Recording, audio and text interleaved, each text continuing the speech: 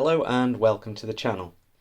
A quick video today on updating ExpressLRS, the DIY versions. I've got my DIY transmitter in here.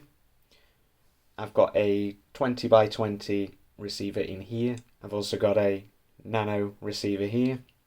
And I'm going to go through the different ways of updating it. The three ways are via Wi-Fi, via UART, and via Betaflight pass-through. Transmitter and receiver can both be done via UART and can be both done by Wi-Fi. So receivers, 20 by 20s, nanos, Happymodel versions, they can be done via Betaflight pass-through. First thing I want to cover is how do you know what version you've got? Well, on the transmitter, if you go into the Lua script, you can see what version you have based on the value here on the releases page of the GitHub. Receivers, on the other hand, there is no way currently of knowing what version you have. However, if you know what version your transmitter is, and the receiver you're unsure of the version has been previously bound to this transmitter, updating it to the matching version, you'll know then what version you have, because it will only bind if the versions match. Most of what I'll do today is going to be on the computer. I'm going to start with the transmitter. So this transmitter is already up to date. This is the most current release. However, it can still show the process. With the transmitter, I'm just going to do the UART update. I'll then do the Wi-Fi and the Betaflight pass-through on the receivers. The process is the same for the Wi-Fi update on both transmitter and receiver. However, just initiating the Wi-Fi update is a slightly different process. On a transmitter, you would open up the Lua script, scroll down to Wi-Fi update and press enter, and then follow the same steps as I'm going to show you on the receiver. So a UART update on a transmitter is exactly the same process as flashing it for the first time. Take it out of the transmitter, connect it via USB, and then head over to the configurator tool. On the configurator tool, I'm not going to go through all the options. I've just got the latest version of the configurator tool downloaded from GitHub, selecting the most current version, which is 1.0 release candidate 5, selecting all my options down here.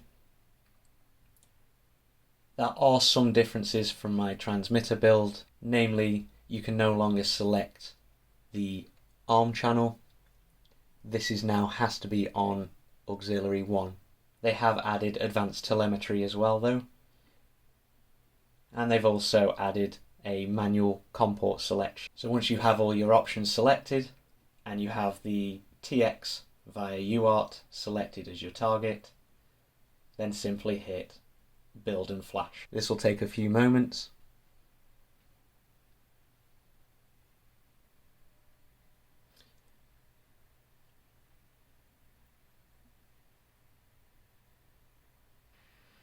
And we have success. So that's it for updating a transmitter via UART. Let's move on to the receivers. So the first receiver I'm going to update is going to be this nano receiver, and I'm going to update this via Wi-Fi. I'm only using the ST link to provide power. To get a receiver into Wi-Fi mode, turn off your transmitter and then simply power on the receiver. Obviously it doesn't have to be on the bench, it could be in a quad. So I'm just going to plug in the USB cable, power it on. Now, depending on how you've got it configured, the default is 20 seconds whilst it waits for a connection to a transmitter, and following a failed connection, after that time, it will start blinking rapidly, which means that Wi-Fi is now enabled. So once Wi-Fi is active, it creates a wireless network for you to connect to, which if you look on the computer, you should see in your available wireless networks as ExpressLRS. One thing to note, keep the receiver or the transmitter close to your computer because the Wi-Fi signal is very weak from these. Okay, over on the computer then. Okay, so once you're in the configurator tool, you're going to want to build your firmware.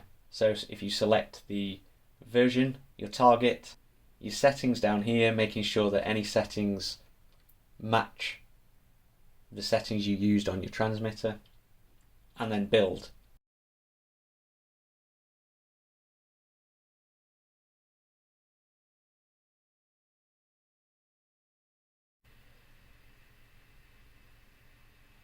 So with a successful build, it will open up an Explorer window, which will be the path to the firmware that it's built. Just copy the path, as you're going to need that in a second.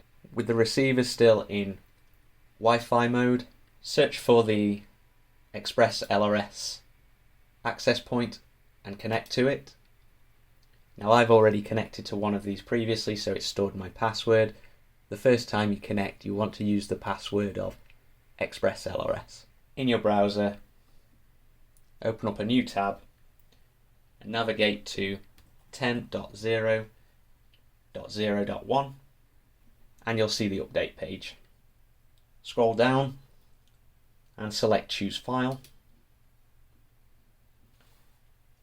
Paste in the path to the firmware you've just built,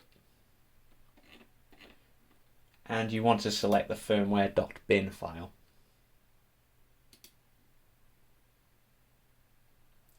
Once you have it selected, hit Update, and then that will begin the updating process, which can take a few moments.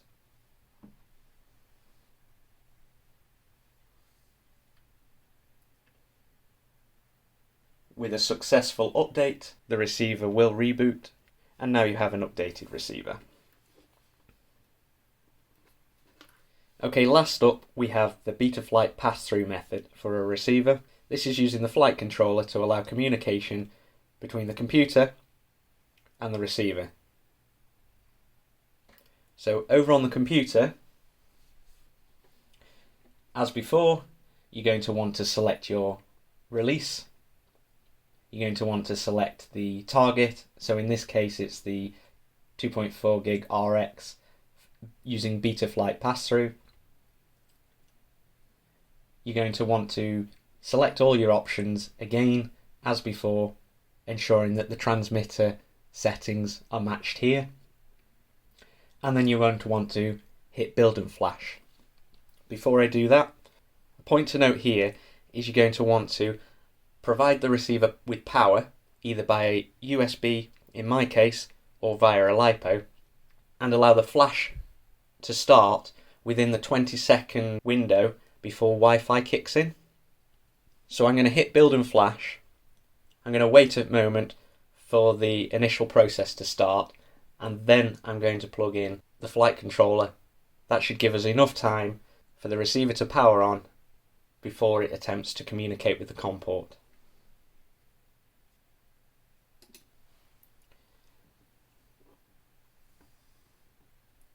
So we'll wait for this initial step to complete.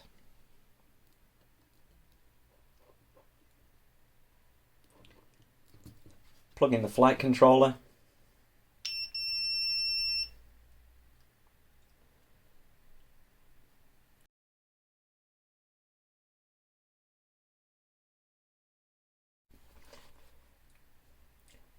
And as you can see there, the flash completed successfully. And with that, that's the three methods for updating ExpressLRS on either a receiver or the two methods for updating a transmitter. I hope you found this video useful. Thanks for watching. Cheers.